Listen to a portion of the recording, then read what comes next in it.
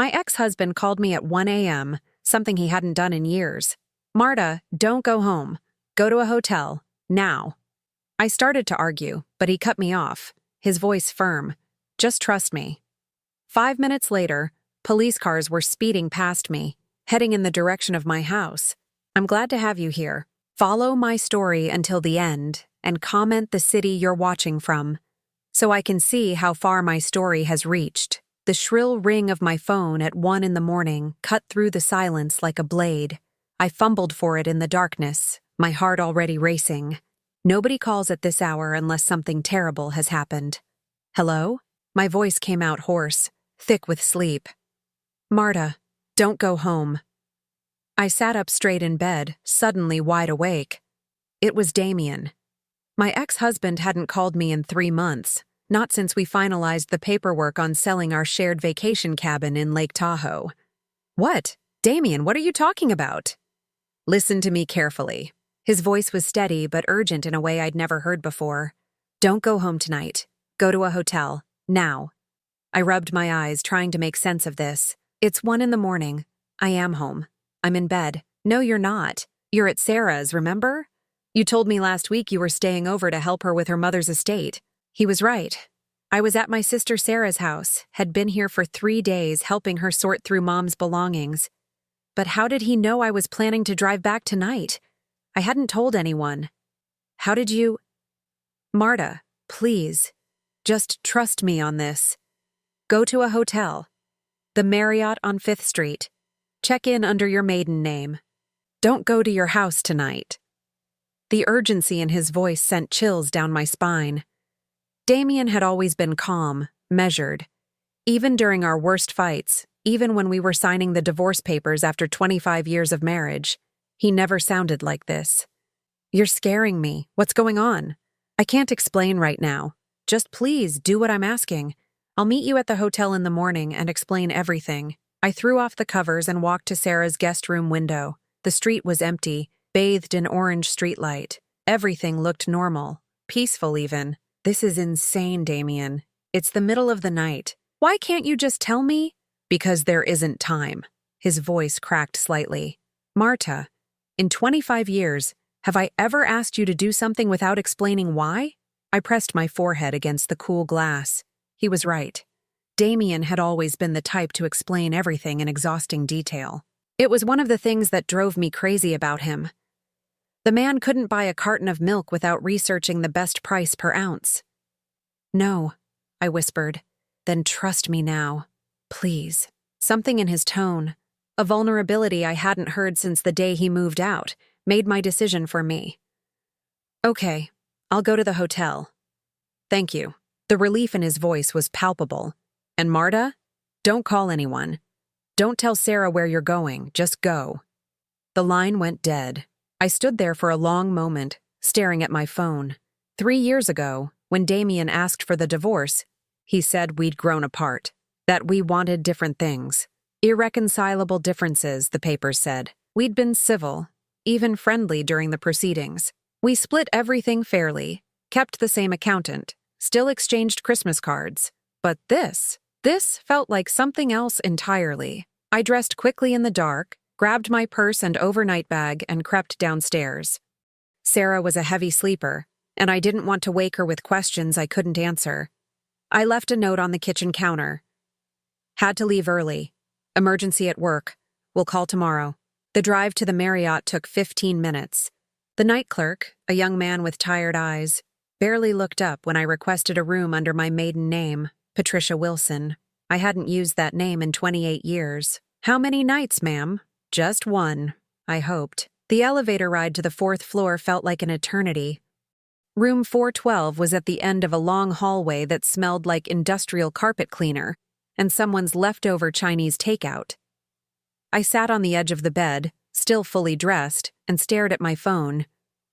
Part of me wanted to call Damian back, demand answers. Another part wanted to ignore his warning entirely and drive home to my own bed, my own coffee maker, my own life. Instead, I found myself thinking about the last few months of our marriage, how Damian had become increasingly distracted, taking phone calls in the garage, staying up late on his laptop with the screen angled away from me. I'd assumed it was work stress. He'd been promoted to senior accounts manager at the insurance company, handling more complex cases. Or maybe another woman. I'd wondered about that too, though I never found any evidence. The divorce had been his idea, but he'd never mentioned anyone else. Never remarried. According to mutual friends, he wasn't even dating. At 2:30 in the morning, I heard sirens in the distance. Multiple sirens getting closer. I went to the window and pulled back the heavy curtain. The hotel overlooked the main boulevard that led to my neighborhood. 3 police cars raced past, their red and blue lights painting the empty street in urgent colors. Then an ambulance. Then 2 more police cars. My blood turned to ice. They were heading toward my street. I grabbed my phone and called Damian, but it went straight to voicemail. I tried again. Same thing. The sirens faded into the distance, but the silence they left behind was somehow worse. I paced the small hotel room, my mind racing through possibilities, each one more terrifying than the last. Had someone broken into my house? Was there a fire? A gas leak? How did Damian know? And why hadn't he warned me sooner? I must have fallen asleep in the chair around 4 in the morning, because the next thing I knew, sunlight was streaming through the window and someone was knocking on my door. "Marta, it's me," Damian's voice, but different somehow, heavier. I opened the door to find my ex-husband looking like he hadn't slept in days. His usually neat brown hair was disheveled, his shirt wrinkled. But it was his eyes that stopped me cold. They held a weight I'd never seen before, a knowledge that had aged him years in a single night. "We need to talk," he said quietly. I stepped aside to let him in, noting how he automatically checked the hallway before closing the door behind him. When had Damian become the kind of man who checked hallways? He sat heavily in the chair I'd vacated, running his hands through his hair. "How much do you want to know?" "Everything." The word came out sharper than I intended. "Start with why police cars were racing toward my neighborhood at 2:30 this morning." Damian looked up at me, and I saw something in his expression that made my stomach drop. Guilt. And beneath that, a sadness so deep it took my breath away. "They found evidence that someone was planning to break into your house last night. Evidence of preparation." Preparation for what? His hands clenched into fists on his knees. "There are things about our marriage, about our divorce, that you don't know. Things I never told you because I thought I was protecting you." I sank onto the edge of the bed, suddenly feeling very far away from everything familiar. "What kind of things?" Damian met my eyes, and I saw 25 years of shared history there, along with something else, something that looked like fear. "Someone has been watching you, Marta, for a very long time." "Watching me?" I repeated, my voice barely above a whisper. "What do you mean, watching me?" Damian stood up and walked to the window, pulling the curtain aside to scan the parking lot below. The simple action sent a chill through me. This wasn't the man I'd been married to for 25 years. This man was careful, vigilant in a way that spoke of real danger. "Letters," he said without turning around. "Phone calls where no one spoke, just breathing. Flowers delivered to your work with no card. Small things at first. Things that could be explained away." My mouth went dry. When did this start? About 6 years ago. He finally turned to face me, and I could see the exhaustion etched in every line of his face. Maybe longer. I didn't recognize the pattern at first. 6 years ago. I tried to think back, to remember anything unusual. There had been some strange calls. I remembered that now. Wrong numbers, I'd assumed, and flowers at the hospital where I worked as a nurse. My colleagues had teased me about having a secret admirer. "You knew about this for 6 years and you never told me?" Damian sat back down, his shoulders slumping. "You were already stressed about your job. The hospital was cutting staff, and you were working double shifts just to keep your position. You'd come home exhausted, and the last thing I wanted to do was add to your worry, so you decided to handle it yourself."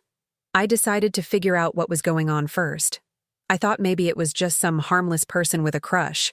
Hospital staff deal with grateful patients all the time, right? Someone whose life you saved, maybe. I wrapped my arms around myself, suddenly cold despite the warm hotel room, but it wasn't harmless. No, it wasn't. Damian reached into his jacket pocket and pulled out a manila envelope, thick with papers. He hesitated for a moment, then handed it to me. I've been documenting everything. Every incident, every pattern I could identify. The police have copies of all of this now. My hands trembled as I opened the envelope. Inside were dozens of photos, photocopied letters, and what looked like surveillance reports. The first photo showed my car in the hospital parking lot. Someone had taken it from a distance, but the license plate was clearly visible. The second photo made my blood freeze. It was me, walking out of the grocery store completely unaware that someone was watching. The timestamp showed it was taken just 2 weeks ago. Oh my God, I breathed. There's more. I flipped through the stack with growing horror. Photos of me leaving work, entering my house, even walking my neighbor's dog when she was out of town. Whoever was taking these pictures had been close enough to capture the expression on my face, the color of my clothes, the books I was carrying. The letters were worse. Typed on plain white paper, they started innocuous enough. I saw you at the store today. You looked tired. You should take better care of yourself. But they became increasingly personal, increasingly invasive. You always buy the same brand of coffee. Dark roast, no cream. I remember you liked it sweet when you were younger. When I was younger, my hands shook as I read that line again. Damian? This person? They knew me before? That's what I think. Look at the last few letters. I found them at the bottom of the stack, dated just 3 months ago. The tone had shifted from observation to something more possessive, more demanding. You've been alone too long. It's not natural for a woman your age to live by herself. You need someone to take care of you. Someone who understands you the way you deserve to be understood. The final letter was dated 2 weeks ago, just before Damian called me last night. I've been patient. I've watched and waited, hoping you would notice me, hoping you would remember. But you walk through life like I don't exist. Maybe it's time to remind you that some people never forget. Some people never give up. I dropped the papers, my hands shaking too badly to hold them steady. This is insane. Who would do this? Why?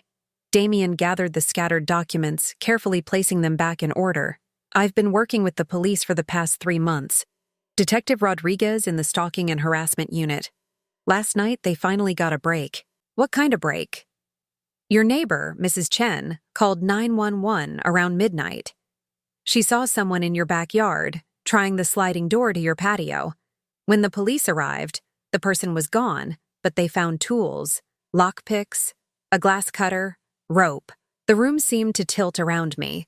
Someone had been trying to break into my house. If I'd been home, if I'd followed my original plan to drive back from Sarah's last night. How did you know?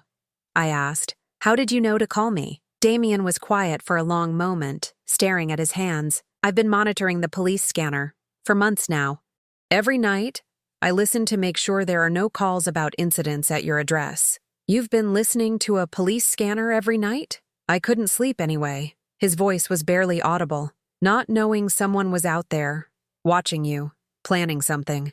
I'd lay awake imagining all the things that could happen. I stared at this man I'd been married to for 25 years, seeing him clearly for the first time in a very long time. The weight loss I'd attributed to stress, the dark circles under his eyes, the way he'd started calling me more frequently in the months before the divorce, always with some excuse to check in. The divorce, I said slowly. It wasn't really about growing apart, was it?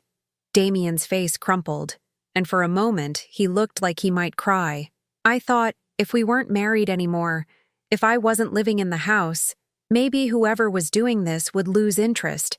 Maybe they'd stop focusing on you if it looked like you were alone, available. You destroyed our marriage to protect me from someone I didn't even know was there? I couldn't protect you while pretending everything was normal. I couldn't keep lying to you about why I was installing new locks, why I wanted you to vary your routine, why I didn't want you working night shifts anymore. You were starting to ask questions. The full scope of what he'd sacrificed hit me like a physical blow. Our house, our shared life, our future together. He'd given it all up, and I'd spent 3 years thinking he just didn't love me anymore. Why didn't you tell me the truth? Because I knew you. His voice was thick with unshed tears. I knew you'd insist on handling it yourself. You'd refuse to change your life, refuse to be afraid. You'd probably want to confront whoever was doing this directly. He was right. That's exactly what I would have done. And now? I asked. What happens now? Damian stood up and walked back to the window, that same careful surveillance of the parking lot. Now we wait for the police to do their job. They think they know who's been stalking you. Who? Someone from your past. Someone who's been carrying a grudge for a very long time. He turned back to me, his expression grim. They found something else last night, Marta. Something that connects this to a case you were involved in years ago. My mind raced through possibilities. In 30 years of nursing, I'd dealt with hundreds of patients, thousands of family members, some grateful, some angry, some looking for someone to blame when things went wrong. What kind of case? Damian's phone buzzed. He glanced at it, then at me. Detective Rodriguez wants to meet with us this morning. She has more information. More information about what? About who's been watching you, and why they've decided to stop watching and start acting. The weight of his words settled over me like a heavy blanket. This wasn't over. This was just the beginning. I looked at the manila envelope full of evidence, at this man who'd sacrificed everything to keep me safe, at the hotel room that had become my refuge from a danger I never knew existed. Damian, I said quietly, what else aren't you telling me? He met my eyes, and I saw the answer there before he spoke. I'm afraid we're running out of time. Detective Rodriguez was younger than I'd expected, maybe 45, with sharp eyes and the kind of no-nonsense demeanor that comes from dealing with too many cases like mine. We met her at the police station downtown in a small conference room that smelled like burnt coffee and disinfectant. Mrs. Patterson, she said, extending her hand. I'm sorry we're meeting under these circumstances. I shook her hand, noting the firm grip, the way her eyes studied my face like she was cataloging details. It's actually Mrs. Wilson now. I went back to my maiden name after the divorce. Of course. She gestured for us to sit at a scarred wooden table. Your ex-husband has been very helpful in our investigation. The documentation he provided has been invaluable.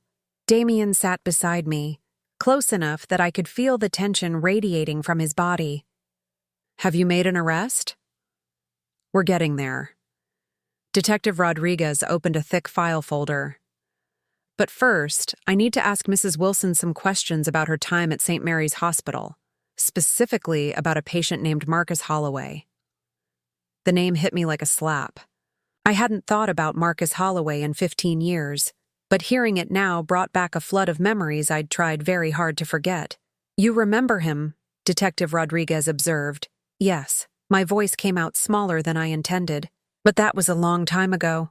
15 years, maybe more. 16 years to be exact. You were his mother's primary nurse during her final stay in the ICU. I closed my eyes, trying to push away the images that came flooding back. Eleanor Holloway, 68 years old, admitted with complications from diabetes. Sweet woman, always worried about being a burden.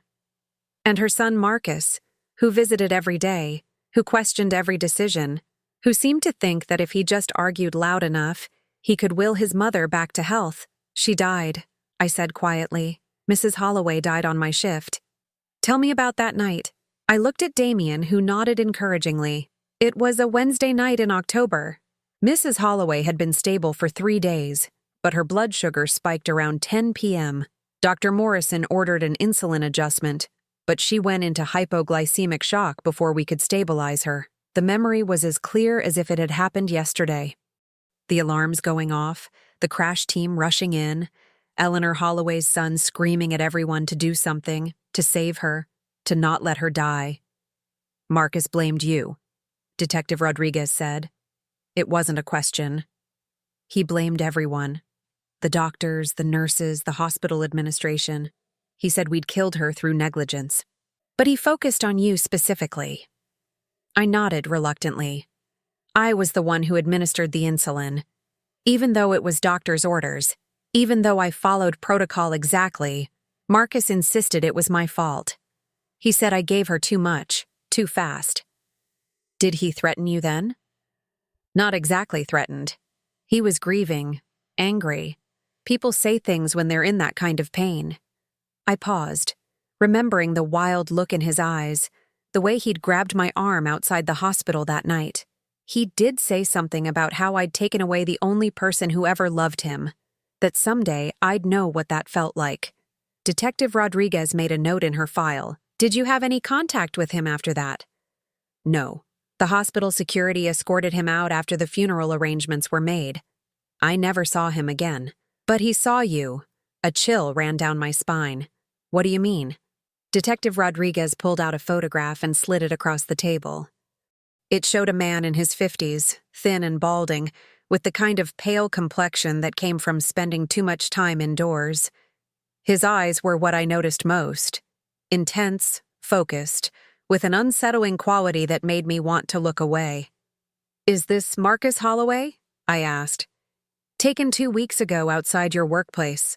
He's been documenting your routine for years, Mrs. Wilson. Your schedule, your habits, the people in your life.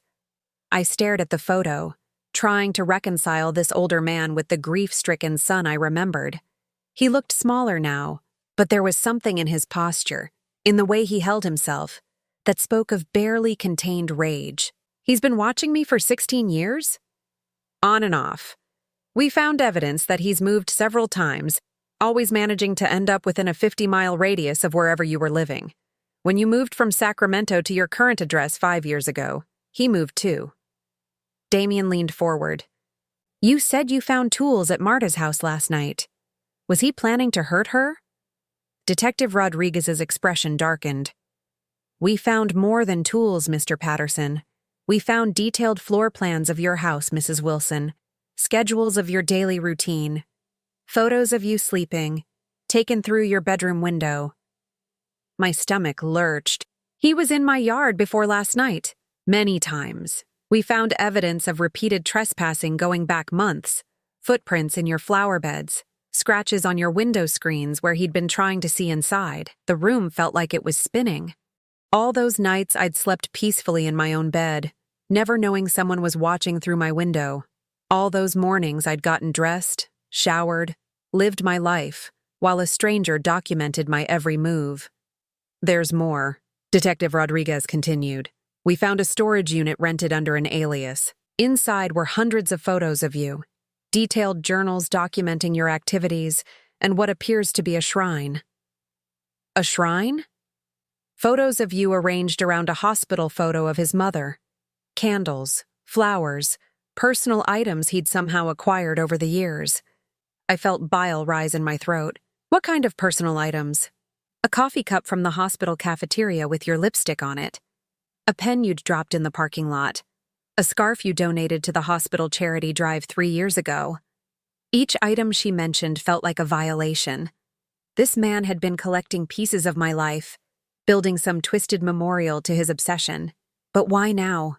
Damian asked. Why did he decide to escalate last night? Detective Rodriguez glanced between us, her expression carefully neutral. We believe something triggered him recently. A change in your life that he perceived as an opportunity. I thought about the past few months, trying to identify what might have changed. The divorce was finalized 3 years ago.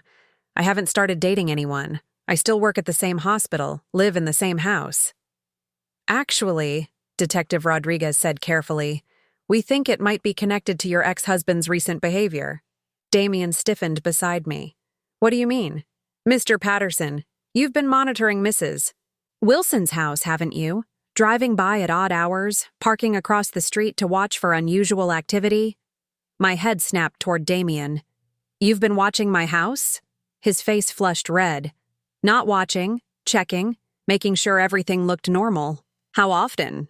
Detective Rodriguez asked. Every few days. Sometimes more if I was worried. Marcus Holloway noticed.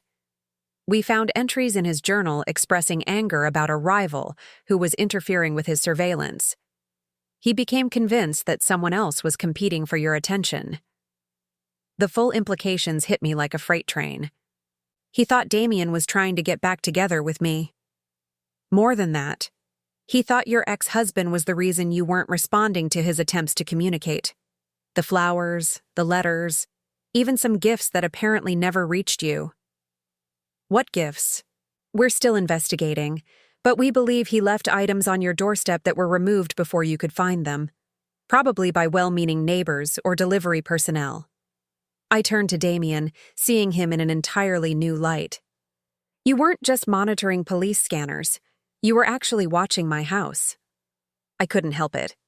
His voice was thick with emotion. I knew someone was out there, and I couldn't protect you from a distance, so I'd drive by, just to make sure your lights were on, that everything looked normal. He saw you as an obstacle, Detective Rodriguez continued. Someone who needed to be eliminated before he could approach you directly. Eliminated? I repeated, my voice rising. You mean he was planning to hurt Damian? We found detailed surveillance notes about your ex-husband's routines too. His work schedule, his apartment, his regular haunts.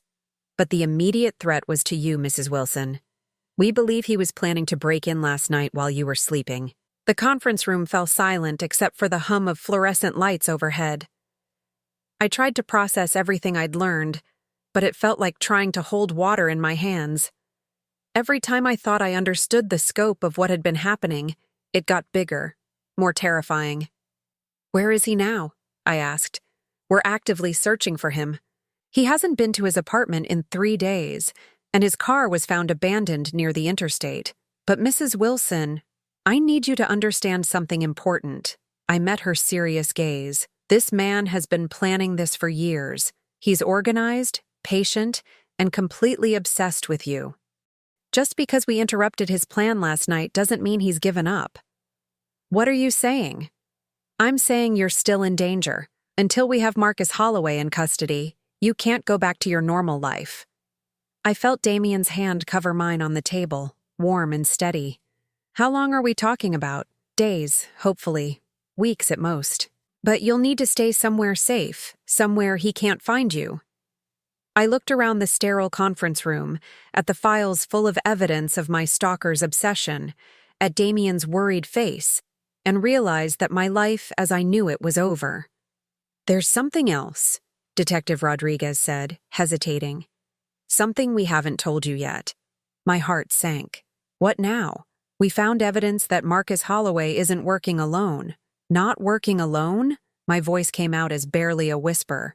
What do you mean? Detective Rodriguez opened another section of her file, revealing what looked like communication logs and phone records. We've been monitoring Marcus Holloway's activities for the past month, ever since your ex-husband first brought his concerns to us. What we discovered is that Holloway has been in regular contact with someone else, someone who's been helping him track your movements. I felt Damian's grip on my hand tighten. Who? We're still investigating, but we believe it's someone with access to your personal information, someone who knows your work schedule, your medical records, possibly even your financial information. The implications of that hit me like a cold wave. Someone I work with? It's possible. Or someone with legitimate access to hospital records. The level of detail in Holloway's surveillance logs suggests he's had help from someone on the inside. I thought about my colleagues at St. Mary's Hospital, people I'd worked alongside for years, Janet in administration, who always remembered my birthday, Dr. Morrison, who'd been there since I started, the younger nurses I'd trained, who looked up to me like a mentor. This is insane, I said.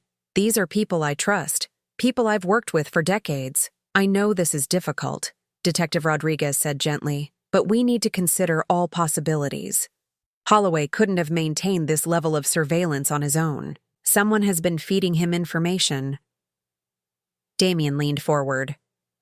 What kind of information? Schedule changes, when you were working overtime, when you'd be out of town.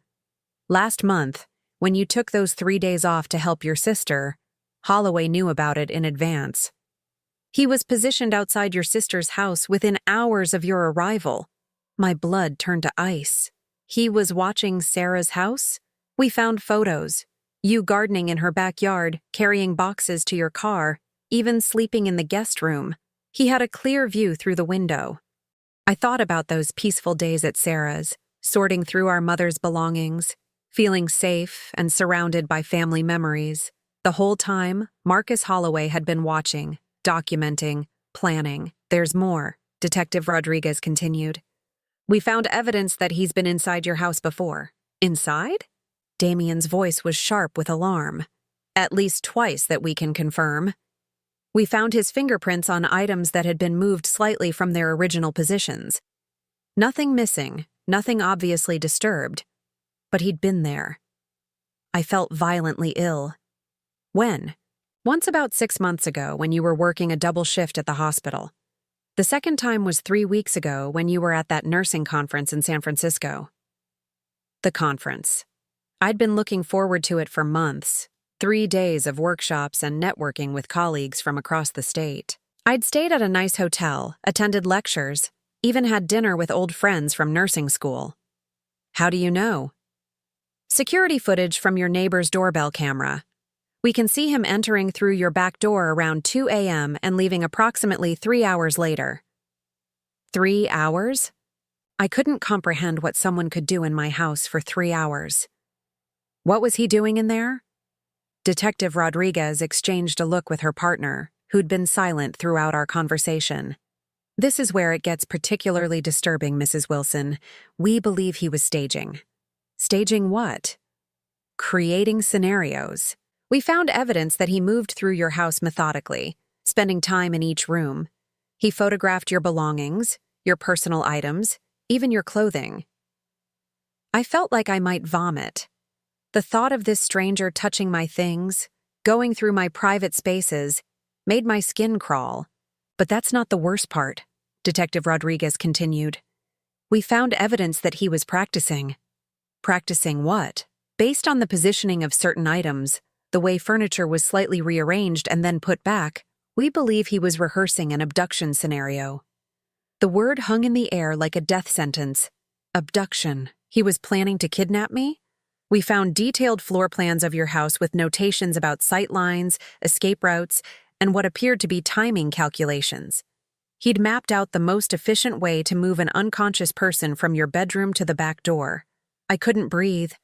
The conference room felt like it was closing in around me, the walls pressing closer with each horrible revelation.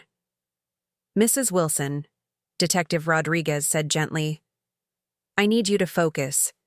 Can you think of anyone at the hospital who might have had access to your schedule?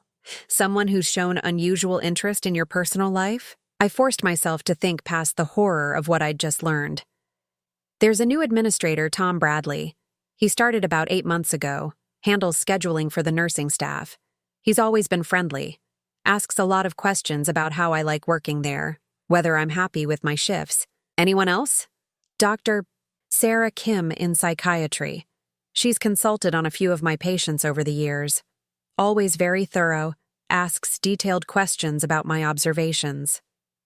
I paused, trying to remember. Actually, she asked me about my time off recently, said she was thinking of taking a vacation herself, and wondered how I managed to get consecutive days approved. Detective Rodriguez made notes. We'll look into both of them. Anyone else who's had access to your personal information? I thought harder, going through the faces of people I interacted with regularly. The cleaning crew has master keys to all areas of the hospital, including administration offices where our files are kept. And there's been some turnover lately in the records department. What about outside the hospital? Anyone who's shown unusual interest in your daily routine? I thought about my neighbors, the people at the grocery store I shopped at regularly, the gas station attendants who knew me by sight. My mailman, Jerry, retired last month. The new one, I don't know his name, but he's asked questions about whether I live alone, whether I travel much. Every person I mentioned felt like a potential betrayal. These were people I saw regularly, people I trusted with small talk and casual friendliness. The idea that one of them might have been feeding information to my stalker made me feel paranoid and violated. There's something else we need to discuss, Detective Rodriguez said. Your safety going forward. She can't go back to her house, Damian said firmly, not until this guy is caught. Agreed, but it's more complicated than that. If someone at the hospital is involved, Mrs. Wilson can't return to work either. Not until we identify who's been helping Holloway. My career, my home, my entire life, everything was being stripped away because of one man's twisted obsession. How long? I asked. We're hoping to have answers within the next few days. Holloway can't hide forever. And now that we know he's had help, we can focus our investigation on the people with access to your information. And if you don't find him quickly? Detective Rodriguez hesitated. Then we'll need to discuss more permanent relocation options. The word relocation hit me like a physical blow. She was talking about witness protection, about disappearing from my life entirely. This is all because I did my job, I said, my voice rising with anger. Because I followed a doctor's orders and gave a patient the medication he prescribed. Because a woman died on my shift 16 years ago, and her son can't accept that sometimes people die in hospitals despite our best efforts. I know this seems incredibly unfair, Detective Rodriguez said. But obsessions like this aren't rational. In Holloway's mind, you're responsible for the most traumatic event of his life. He spent 16 years building up a fantasy where confronting you will somehow give him closure or revenge. What kind of confrontation? Damian asked, his voice tight with worry. We're not sure. The evidence suggests he's been planning something elaborate, something that would give him extended time alone with Mrs. Wilson. The abduction scenario was just the first step. I didn't want to know what came after the first step. I didn't want to imagine what Marcus Holloway had been planning to do once he had me isolated and helpless. There's one more thing, Detective Rodriguez said, and I could tell from her tone that this was the worst revelation yet. We found a timeline in his apartment. He's been working toward a specific date. What date? October 15th, the anniversary of his mother's death. I felt the blood drain from my face. October 15th was next week. He's been planning this for 16 years, I whispered, waiting for the right anniversary. Detective Rodriguez nodded grimly, which means he's not going to give up just because we interrupted him last night. He's too close to his goal to stop now. I looked at Damian, seeing my own fear reflected in his eyes. He's going to try again. Yes, Detective Rodriguez said simply. And next time, he might not wait for you to be alone. The safe house was a modest 2-bedroom apartment on the outskirts of town, the kind of place that looked completely forgettable from the outside. Detective Rodriguez had driven us there herself, taking a circuitous route that included 3 unnecessary stops and 2 complete circles around shopping centers to make sure we weren't being followed. The department uses this for witness protection cases, she explained as she handed me the keys. It's clean, secure, and off any records that could be accessed through normal channels. The apartment smelled like industrial carpet cleaner and air freshener, but it was clean and anonymous. Damian immediately went to the windows, checking the locks and pulling the curtains closed. I watched him move through the space with practiced efficiency and realized this wasn't new behavior for him. How long have you been living like this? I asked after Detective Rodriguez left. Living like what? Like someone who's always watching for danger, like someone who checks every window and door before he can relax. Damian sank into the cheap sofa, suddenly looking older than his 59 years. Since the letters started getting more personal, maybe 2 years now. 2 years. I tried to imagine living with that level of constant vigilance, that persistent fear. Why didn't you tell me then? When you first realized how serious this was, because I loved you too much to burden you with it. The simple honesty of that statement hit me harder than I expected. So you decided to sacrifice our marriage instead. I decided to sacrifice my happiness to protect yours. He met my eyes, and I saw the depth of pain he'd been carrying alone. Do you think that was easy for me? Do you think I wanted to give up 25 years of marriage, our home, our future together? I sat down across from him, studying this man I thought I knew completely. I spent 3 years thinking you just fell out of love with me. I've never stopped loving you, not for one day. Then why? My voice broke. Why let me believe I wasn't enough anymore? Why let me think I'd somehow failed as a wife? Damian's face crumpled, and I saw tears he'd probably been holding back for years. Because I knew you. I knew if you understood the real situation, you'd insist on staying. You'd want to face it together as a team. And I couldn't bear the thought of something happening to you because of my inability to protect you. That should have been my choice to make. You're right. But I was terrified. And terrified people don't always make rational decisions.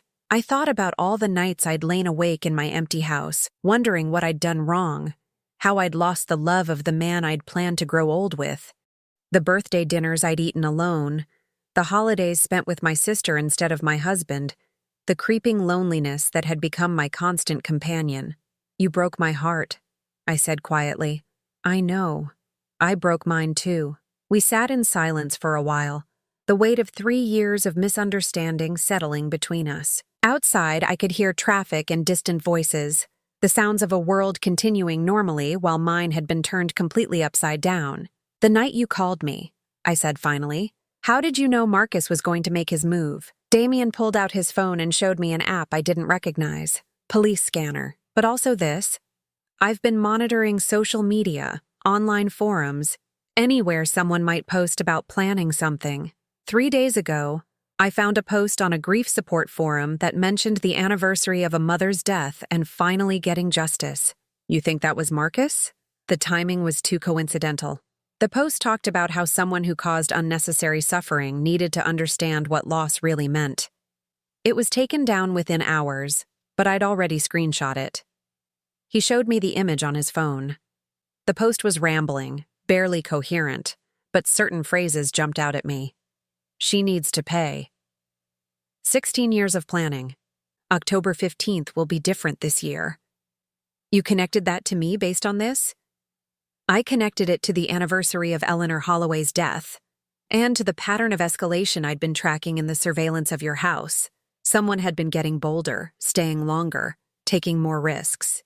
I stared at the screenshot, at the barely contained rage hidden in those typed words. He really blames me for his mother's death. Some people need someone to blame when tragedy strikes. It's easier than accepting that sometimes bad things just happen. My phone buzzed with a text from Detective Rodriguez. They found him. I felt my heart stop. Marcus? She wants us to come to the station. They have him in custody. The drive to the police station felt like it took hours, though it was probably only 20 minutes. My hand shook the entire way, and I couldn't decide if I was relieved or terrified. Part of me wanted to see Marcus Holloway, to look into the eyes of the man who'd stolen my peace of mind and nearly destroyed my marriage. Another part of me never wanted to be in the same building as him. Detective Rodriguez met us in the lobby. We got him about an hour ago. He was at the storage unit where he'd been keeping his surveillance materials. Apparently, he went back to retrieve something. What? Photos. Specifically photos of you sleeping that he'd taken through your bedroom window. He seemed to consider them particularly important. The violation of that hit me like a physical blow. Someone had been watching me in my most vulnerable moments, documenting my private life for his own twisted purposes. Where is he now? In an interview room. He's been asking to see you. I felt Damian tense beside me. Absolutely not. I want to see him, I said, surprising myself with the firmness in my voice. Marta, no. You don't need to put yourself through that. I need to understand. I need to look at him and try to comprehend how giving his mother insulin according to doctor's orders turned into 16 years of stalking. Detective Rodriguez studied my face. Are you sure? He's not what you might expect. What do you mean? He's calm. Rational even. He speaks about you like he knows you personally, like you've been having a relationship all these years. That was somehow more disturbing than if he'd been raving and obviously mentally ill. I want to see him. The interview room was small and sterile, with one-way glass that allowed me to observe without being seen. Marcus Holloway sat at a metal table, his hands folded calmly in front of him. He looked older than his 54 years, with thinning hair and the pale complexion of someone who spent too much time indoors. But his eyes were what caught my attention. They were focused, intelligent, and completely without remorse. Detective Rodriguez sat across from him, conducting what appeared to be a routine interview. But I could hear every word through the speakers in the observation room. Why now, Marcus? She was asking. Why did you decide to act on October 15th? Because that's when she killed my mother, he said simply, as if it were the most obvious thing in the world. 16 years ago exactly. It seemed appropriate that she should understand what loss feels like on the same day. But your mother died from complications of diabetes. She was very sick. She died because that nurse gave her the wrong medication. My mother was getting better, and then she gave her something that made her worse. I watched him speak, looking for signs of delusion or mental illness, but he seemed completely convinced of his version of events. In his mind, I was a murderer who'd escaped justice for 16 years. Tell me about the photographs, Detective Rodriguez said. Marcus's expression softened, becoming almost tender. I needed to document how she was living, whether she was taking care of herself, whether she seemed sorry for what she'd done. And what did you conclude? She was living a normal life. Working, sleeping, going about her business like she hadn't destroyed mine. Like my mother's life meant nothing. So you decided to change that. I decided to help her understand. Sometimes people need to experience loss before they can truly comprehend the pain they've caused others. The casual way he discussed planning my abduction, possibly my murder, was more chilling than any ranting would have been. This wasn't someone who'd snapped under pressure. This was someone who'd spent 16 years methodically planning revenge. Did you have help? Detective Rodriguez asked. Marcus hesitated for the first time. I don't know what you mean. Your surveillance was very detailed.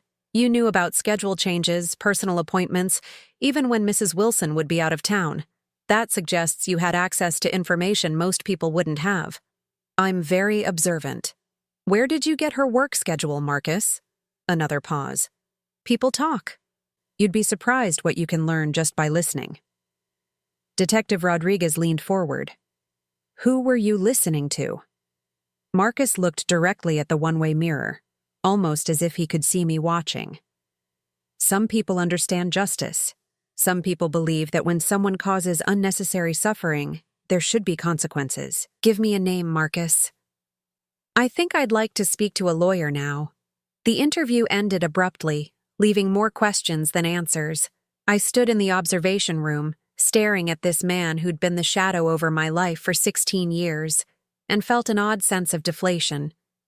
I'd expected a monster, but Marcus Holloway just looked like a sad, broken man who'd never learned to process grief in a healthy way.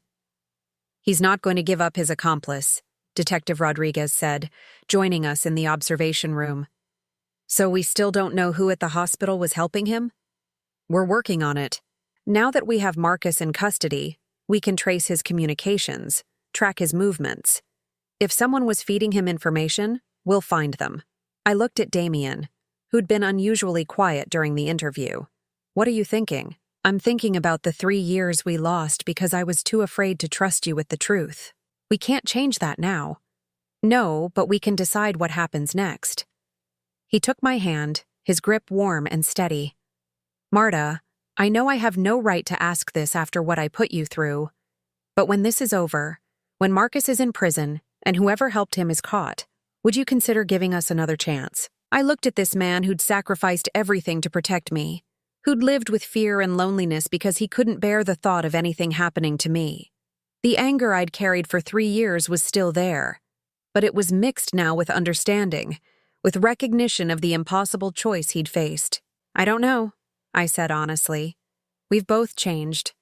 I've learned to live independently, and you've learned to live with secrets. I'm not sure we can go back to who we were. I don't want to go back, Damian said. I want to go forward. Together this time, with complete honesty.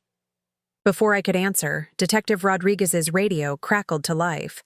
Rodriguez, we need you in interview room 2. The suspect is asking for Mrs. Wilson again. What does he want now? He says he has something important to tell her. Something about the person who's been helping him.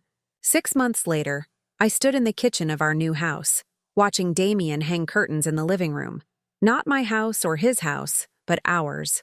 A fresh start in a neighborhood where Marcus Holloway had never set foot, where no shadows from the past could follow us. The revelation about who had been helping Marcus still sent chills through me when I thought about it. Dr. Sarah Kim, The psychiatrist I'd trusted with some of my most difficult cases had been feeding him information for over 2 years. Her motive was as twisted as Marcus's obsession. She blamed me for the suicide of a patient we'd both treated, convinced that I'd been too focused on physical symptoms to recognize the depth of his mental anguish. She'd seen Marcus as a kindred spirit, someone else who understood that I needed to be held accountable for my perceived failures. Together, they'd built a case against me that existed only in their damaged minds, but had nearly cost me everything. "How's this?" Damian called from the living room, stepping back to examine his handiwork. I walked over to inspect the curtains, a soft blue that matched the throw pillows I'd chosen the week before. "Perfect. You're getting good at this domestic stuff." "I've had a good teacher." It had taken us 4 months of couples therapy to get to this point, to a place where we could joke about curtains and throw pillows like a normal couple. The road back to trust hadn't been easy. There were nights when I'd wake up angry all over again about the years we'd lost, days when Damian's protective instincts felt more like control than care. But Dr. Martinez, our therapist, had helped us understand that we weren't trying to rebuild our old marriage. We were creating something entirely new, a partnership between two people who'd learned the hard way that love without honesty wasn't sustainable, and protection without communication was just another form of abandonment. "I have something for you," Damian said, reaching into his pocket. My heart skipped, wondering if this was the moment he'd been hinting at for weeks. We'd talked about remarriage, but carefully, without pressure, acknowledging that both of us needed to be sure we were ready. Instead of a ring, he pulled out a small silver key. "What's this for?" "The safety deposit box at First National. I want you to have access to everything. Financial records, insurance policies, even the file I kept on Marcus's surveillance. No more secrets, no more information you don't have." I took the key, feeling its small weight in my palm. It was more meaningful than any piece of jewelry could have been. This was Damian's way of saying he trusted me completely, that he'd learned from his mistakes. "Thank you," I said, standing on my toes to kiss him softly. "There's something else in there, too," he said, his voice suddenly nervous. "Something I've been waiting for the right moment to give you. Damian, it's not what you think, or maybe it is. I don't know anymore." He ran his hands through his hair, a gesture I remembered from our early dating days when he was trying to work up courage to tell me something important. "I bought it 3 months before I asked for the divorce. I was going to give it to you for our 25th anniversary. But then everything fell apart." I could see the pain in his eyes, the memory of that terrible time when he'd been forced to choose between his marriage and my safety. "You don't have to tell me this," I said gently. "Yes, I do, because it's part of being completely honest." He took my hands in his. "It's a ring, not an engagement ring. We were already married. It was supposed to be a promise ring, a symbol that after 25 years, I was as committed to you as the day we first said our vows." I felt tears start to form. "And instead, you had to leave me. Instead, I had to make the hardest decision of my life. And I've regretted it every day since." We stood there in our new living room, surrounded by boxes we were still unpacking, holding on to each other like we were afraid the other might disappear. The afternoon sun streamed through our new blue curtains, casting everything in a soft, hopeful light. "What happens now?" I asked. "Now we take it one day at a time. We keep talking, keep being honest, keep building something better than what we had before." "And the ring?" Damian smiled, the first truly relaxed smile I'd seen from him in months. "The ring stays in the safety deposit box until you're ready to see it. If you're ever ready. No pressure, no expectations, just love and patience and all the time in the world." My phone buzzed with a text from Detective Rodriguez. The trial was set to begin in 2 months, and she wanted to schedule time to prepare my testimony. Marcus Holloway had pleaded not guilty, maintaining his delusion that he'd been seeking justice rather than committing stalking and attempted kidnapping. Dr. Kim had accepted a plea deal in exchange for testifying against him, though she'd lost her medical license and would never practice again. "Are you nervous about the trial?" Damian asked, reading my expression. "A little, but mostly I'm relieved. After 16 years, Marcus will finally face consequences for what he did. And after 3 years, we finally have the truth. All of it? I thought about everything we'd learned, all the secrets that had been revealed, all the pain that had been caused by well-meaning lies and twisted obsessions. Enough of it. Enough to move forward. That evening, we had dinner with Sarah and her husband Tom. My sister had been my rock during the worst of the revelations about Marcus, never once making me feel like I should have seen the signs or could have prevented what happened. "You two look happy," she observed, passing the salad bowl across the table. "We're getting there," I said, glancing at Damian. "It's hard work, rebuilding trust after everything that happened." "The best things usually are," Tom said. "Look at us, 23 years of marriage, and we're still figuring each other out." "The difference is you've been figuring each other out together," Damian said. "We lost 3 years where we were apart, growing and changing without each other. Now we have to learn who we became during that time." "And do you like who you became?" Sarah asked me. I considered the question seriously. The woman I was now was stronger than the one who'd been married to Damian before, more independent, more willing to ask for what I needed, less likely to accept protection at the expense of honesty. "I do," I said. "I like her more than I expected to, and I think she's better equipped to be in a partnership with this version of Damian." "This version?" Damian raised an eyebrow. "The one who's learned that love means trusting your partner to handle difficult truths. The one who's realized that protecting someone sometimes means letting them choose their own level of risk." After dinner, Damian and I walked through our new neighborhood, taking the long way home. The houses were smaller than our old one, the yards more modest, but there was something peaceful about the tree-lined streets and the sound of children playing in backyards. "Do you miss it?" he asked. "The house, the life we had before?" "Sometimes. But I don't miss the illusion that everything was perfect. I don't miss not knowing that you were sacrificing your happiness for mine. Even if my intentions were good? Especially because your intentions were good. It made the betrayal hurt worse, knowing that you'd lied to me out of love rather than selfishness."